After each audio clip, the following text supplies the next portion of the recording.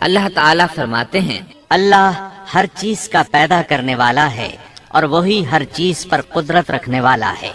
اللہ تعالیٰ وہ ہے جس نے آسمانوں، زمین اور ان کے درمیان کی سب چیزوں کو 6 دن میں پیدا کر دیا، پھر عرش پر جلوہ فرما ہوا۔ مزید اللہ تعالیٰ سورۃ الحدید آیت 4 میں فرماتے ہیں، وہی ہے جس نے آسمانوں اور زمین کو 6 دن میں پیدا کیا، پھر عرش پر جلوہ فرما ہوا۔ وہ خوب جانتا ہے اس چیز کو جو زمین میں جائے اور جو اس سے نکلے اور جو آسمان سے نیچے آئے اور جو کچھ اس میں چڑھ کر جائے، اور جہاں کہیں تم ہو وہ تمہارے ساتھ ہے، اور اللہ تمہارے اعمال کو دیکھ رہا ہے۔ اسی طرح اللہ تعالیٰ سورہ ہود آیت 7 میں فرماتے ہیں، اور اللہ ہی وہ ذات ہے جس نے 6 دن میں آسمانوں اور زمین کو پیدا فرمایا اور اس کا عرش پانی پر تھا۔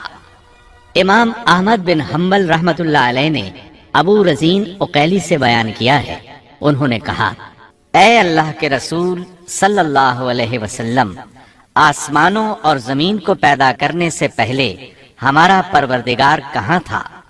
آپ نے فرمایا، عما میں تھا، یعنی اللہ کے سوا کچھ بھی نہ تھا، نہ اس کے اوپر ہوا تھی اور نہ اس کے نیچے ہوا تھی، مطلب یہ کہ کچھ نہ تھا، پھر اس نے پانی پر اپنا عرش پیدا کیا۔ گویا یہ تھی مخلوق کی ابتدا۔ امام احمد، امام ترمذی، امام ابو داود اور بہت سے دوسرے محدثین رحمہم اللہ نے سیدنا عبادہ بن صامت رضی اللہ عنہ کی روایت بیان کی ہے۔ وہ کہتے ہیں، میں نے رسول اکرم صلی اللہ علیہ وسلم کو فرماتے ہوئے سنا، آپ فرما رہے تھے، بلا شبہ اللہ نے سب سے پہلے قلم کو پیدا کیا، پھر اللہ نے اس کو حکم دیا، لکھ، چنانچہ وہ اسی وقت چل پڑا اور قیامت کے دن تک ہونے والی ہر چیز لکھ دی۔ یہ اللہ تعالیٰ کا علم تھا جس کو قلم نے اس کے حکم کے مطابق لوح محفوظ پر لکھا۔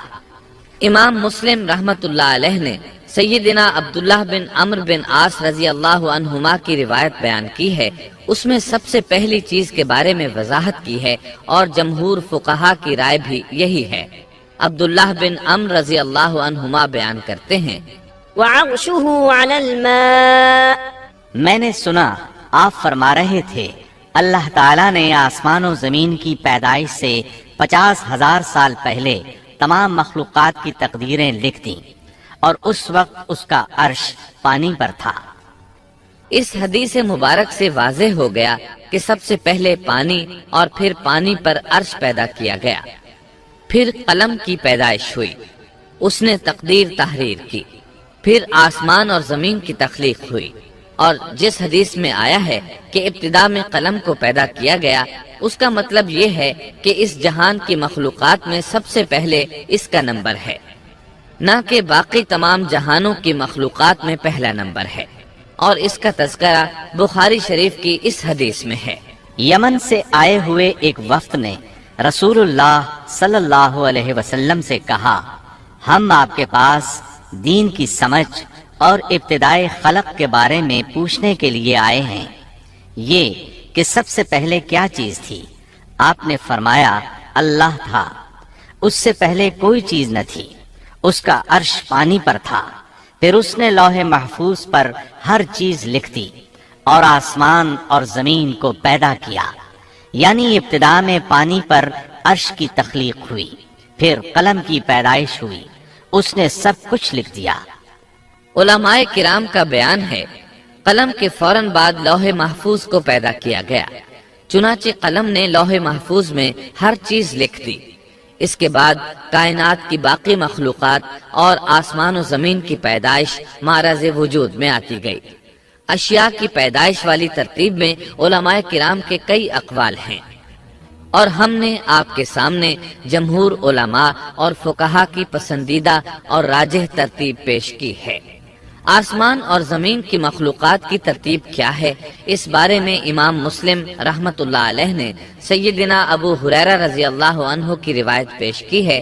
وہ کہتے ہیں، نبی اکرم صلی اللہ علیہ وسلم نے میرا ہاتھ پکڑا اور فرمایا، اللہ تعالیٰ نے ہفتے کے دن مٹی کو پیدا کیا، اتوار کے دن زمین میں پہاڑ، پیر کے دن درخت، منگل کے دن تکالیف، مصائب، جراثیم اور بیماریاں، بدھ کے دن نور کو، جمعرات کے دن زمین میں چوپایوں کو پھیلا دیا، اور تمام مخلوقات میں جمعے کے دن کی آخری گھڑیوں یعنی عصر سے رات کے درمیان میں آدم علیہ السلام کو پیدا کیا۔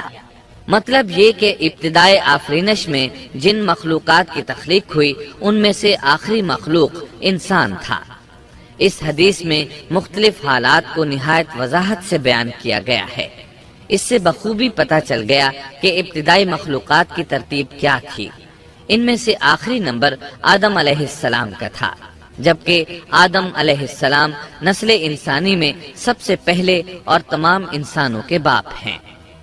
انسانوں سے پہلے فرشتے اور جن پیدا ہو چکے تھے۔ صاحب عقل مخلوقات میں سب سے پہلا نمبر فرشتوں کا، دوسرا نمبر جنوں کا اور آخری نمبر انسانوں کا ہے۔ فرشتوں کا اصل ٹھکانہ آسمان ہے۔ اللہ تعالیٰ سورۃ الشورى آیت 5 میں فرماتے ہیں، قریب ہے کہ آسمان اپنے اوپر سے پھٹ پڑے اور تمام فرشتے اپنے رب کی تسبیح اور تحمید بیان کر رہے ہیں اور زمین والوں کے لیے استغفار کر رہے ہیں۔ خبردار، اللہ تعالیٰ معاف کرنے والا، رحمت کرنے والا ہے۔ مسلم شریف میں ہے، سیدہ عائشہ صدیقہ رضی اللہ عنہا سے روایت ہے کہ نبی اکرم صلی اللہ علیہ وسلم نے فرمایا، فرشتوں کو نور سے اور جنوں کو آگ سے پیدا کیا گیا، اور آدم کو اس چیز سے پیدا کیا گیا جو تمہارے لیے بیان کر دی گئی، یعنی مٹی سے۔ فرشتوں کی تخلیق کے بعد جنوں کو پیدا کیا گیا۔ جنوں کو بھی انسانوں سے پہلے پیدا کیا گیا تھا، جیسا کہ اللہ تعالیٰ سورۃ الحجر آیت 27 میں فرماتے ہیں، اور اس سے پہلے جنات کو ہم نے لو والی آگ سے پیدا کیا۔ جنات کے بارے میں بہت زیادہ آیات و احادیث موجود ہیں۔ اللہ تعالیٰ فرماتے ہیں، اور جنات کو آگ کے شعلے سے پیدا کیا گیا۔ مارج آگ کے بھڑکتے شعلے کے کنارے کو کہتے ہیں، گویا جنوں کو آگ کی جڑ سے نہیں بلکہ آگ کے شعلوں کے کنارے سے پیدا کیا گیا ہے۔ قرآن مجید میں اللہ تعالیٰ نے ابلیس شیطان کا قول نقل کیا ہے، تو نے مجھے آگ سے پیدا کیا۔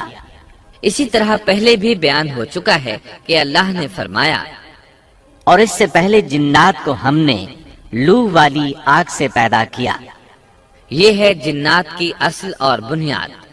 ابلیس ملعون بھی جنات میں سے ہے، اور اس مسئلے میں کسی کو تردد اور شبہ نہیں ہونا چاہیے، اس لیے کہ قرآن مجید میں ہے، اور ابلیس جنوں میں سے تھا۔ مطلب یہ کہ وہ فرشتوں میں سے نہیں تھا۔ حسن بصری رحمت اللہ علیہ فرماتے ہیں، وہ پلک جھپکنے کے برابر بھی فرشتوں کی جنس میں داخل نہیں ہوا، اور نہ ہی وہ کبھی فرشتوں میں شمار ہوا ہے۔ وہ جنات میں سے ہے کیونکہ اس نے خود اقرار کیا تھا، اے اللہ، تو نے مجھے آگ سے پیدا کیا ہے۔ اگر یہ فرشتہ ہوتا تو اس وقت کہتا، اے اللہ، تو نے مجھے نور سے پیدا کیا ہے۔ اس لیے ابلیس کا جن ہونا روز روشن کی طرح عیاں ہے۔ سیدنا عبداللہ بن عمرو رضی اللہ عنہما اور سیدنا عبداللہ بن عباس رضی اللہ عنہما فرماتے ہیں، آدم علیہ السلام سے 2000 سال پہلے جنات پیدا کیے گئے۔ وہ ہماری اس زمین پر رہائش پذیر تھے۔ آہستہ آہستہ وہ فسق و فجور میں مبتلا ہو گئے۔ جب وہ فتنہ فساد میں حد سے بڑھ گئے، ناحق خون بہانے لگے، تو اللہ تعالیٰ نے ان کی طرف فرشتوں کا عظیم لشکر بھیجا۔ ان سے جنات کی زبردست مارکہ آرائی ہوئی۔ اس مارکہ آرائی میں فرشتوں نے جنات کو تہس نہس کر دیا، اور وہ سمندروں کی جزیروں میں پناہ لینے پر مجبور ہو گئے۔